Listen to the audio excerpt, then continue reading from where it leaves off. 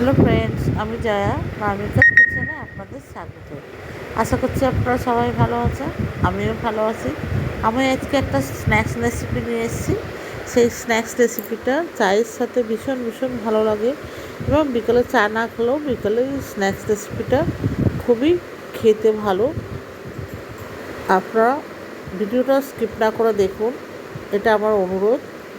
যাই হোক, রেসিপিটা বানানোর জন্য একটা আমি বড় আলুকে খোলা ছাড়িয়ে প্রেসার কুকারে সেদ্ধ করে নিচ্ছি।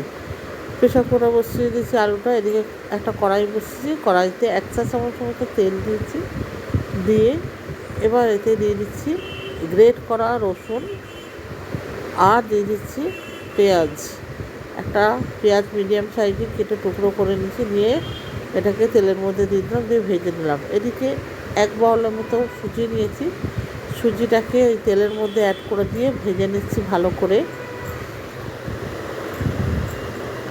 নেড়ে চেড়ে ভালো করে ভেজে নিচ্ছি, যাতে এমন লাল করে ভাজবো না। এবার দিলাম একটু লবণ স্বাদ মতো,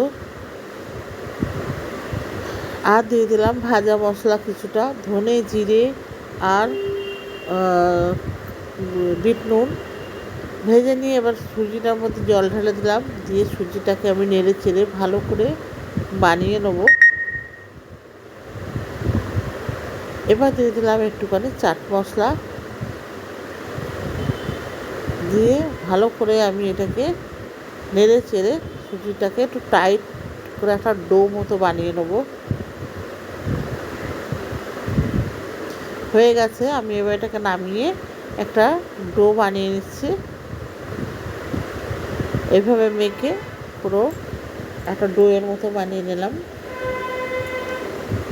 এদিকে আলুটা সিদ্ধ হয়ে গেছে, নামিয়ে নিয়েছি। নামিয়ে আলুটাকে এইভাবে মেখে নিচ্ছি।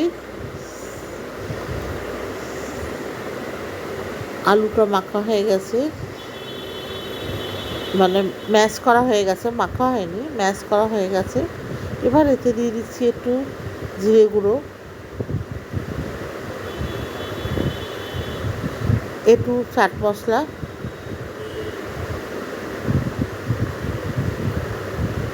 আর দিয়ে দিলাম একটু ভাজা মশলা, ধনেপাতা কুচি একসাথে দিয়ে আমি ভালো করে মাখিয়ে দিচ্ছি।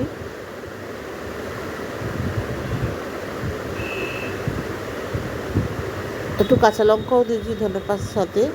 আপনারা ধনেপাতাটা দিতেও পারেন, নাও দিতে পারেন, এটা অপশনাল।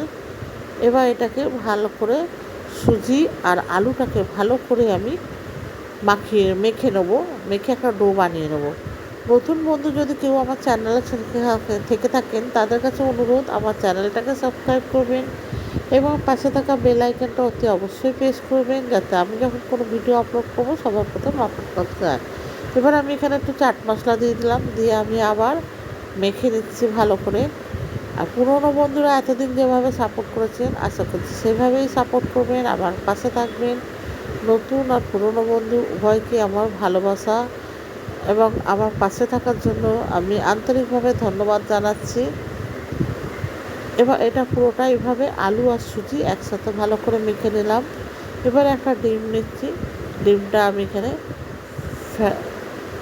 ভেঙে নিলাম বাটির মধ্যে নিয়ে।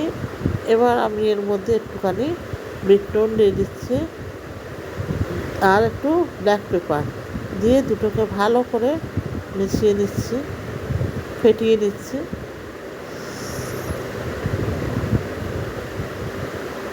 বন্ধুরা, আপনারা এটা ঘরে বানাবেন, ভীষণ ভীষণ ভালো লাগে খেতে, আর বাচ্চারা তো চেয়ে চেয়ে খাবে। এবার হাতে একটু তেল নিয়ে নিলাম, নিয়ে ভালো করে মাখিয়ে নিলাম হাতটার মধ্যে, নিয়ে একটুখানি ডো মতো নিলাম, নিয়ে ভালো করে গোল করে এবার তার মধ্যে এক চিজ আমি চিজ নিয়েছি, চিজটাকে ভালো করে টুকরো করে নিয়েছি, এই যে দিয়ে ভিতরে দিয়ে দিলাম মিডিলে। আর ব্রেড কাম নিয়েছি। এখানে একটা টিপস হলো, যদি কারো ঘরে ব্রেড কাম না থাকে, তাহলে ঘরে তো মুড়ি থাকেই সবার কাছে, তাই মুড়ি একটুখানি বাটির মধ্যে নিয়ে মিক্সার বাউলের মধ্যে নিয়ে একটু গুঁড়িয়ে নিলেই হবে, ব্রেড কাম তৈরি হয়ে যাবে। এবার আমি এই বলটা পুরো ভালো করে তৈরি করে ডিমের মধ্যে দিয়ে দিলাম। প্রথমে ডিমের মধ্যে ডুবিয়ে ডিপ করে তারপর আমি এই ব্রেড ক্রাম্বের উপর দিয়ে দেবো।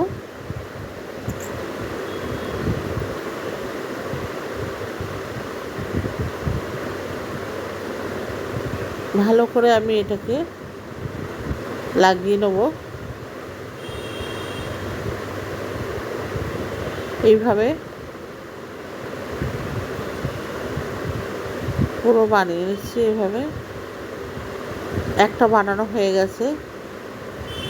আবার আমি সেম প্রসেস রিপিট করব, আগেরটা যেইভাবে বানিয়েছি। আবার আমি বলছি, নতুন বন্ধু যেহেতু কেউ থেকে থাকেন আমার চ্যানেলে, তাদেরকে আমার চ্যানেলটাকে সাবস্ক্রাইব করার অনুরোধ রইল। আর পুরনো বন্ধুরা এতদিন যেভাবে পাশে ছিলেন, আচ্ছা সেইভাবেই পাশে থাকবে। নতুন বন্ধুরা পাশে থাকা বেল আইকনটা অতি অবশ্যই প্রেস করবেন, কারণ আমি যখন কোনো ভিডিও আপলোড করব সবার প্রথম যেন আপনাদের কাছে পৌঁছায়। এইভাবে আমি আরও একটা বানিয়ে নিলাম। এটা হচ্ছে চিজ বল বলা হয়। আমি এই চিজ বলটা বানাচ্ছি। আবার আমি সেম প্রসেসে ডিপ করছি, ডিমের মধ্যে করে আমি আবার এটাকে একটা কোট করে নিচ্ছি।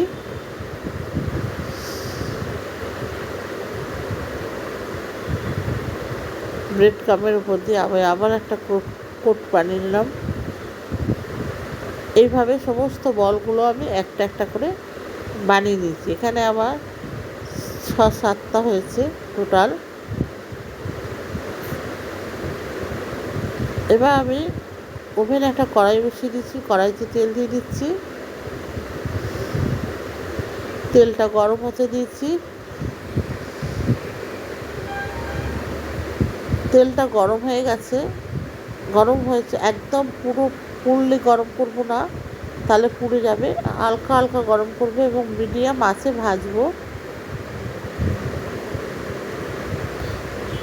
এই একটা একটা করে সমস্ত বলগুলো আমি তেলে দিয়ে দিচ্ছি।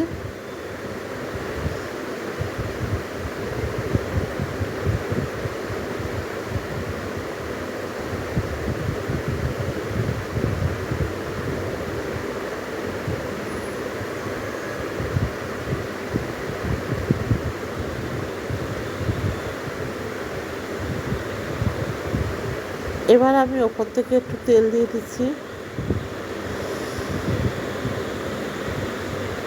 আমার ভাজা হয়ে গেছে। আমি এবারে বলগুলোকে তুলে দিলাম একটা প্লেটে। সমস্ত বলগুলো ভাজা হয়ে গেছে, আমি একটা পাত্রের মধ্যে তুলে নিচ্ছি। দেখুন কিরম ক্রিপসি এবং কত সুন্দর হয়েছে। এটা মাঝখান থেকে ভেঙে দেখাচ্ছি, দেখুন কত ভালো হয়েছে এবং ভিতরটা নরম, উপরটা শক্ত হয়েছে। ভিডিওটি শেষ পর্যন্ত ভালো লাগার জন্য বা দেখার জন্য ধন্যবাদ।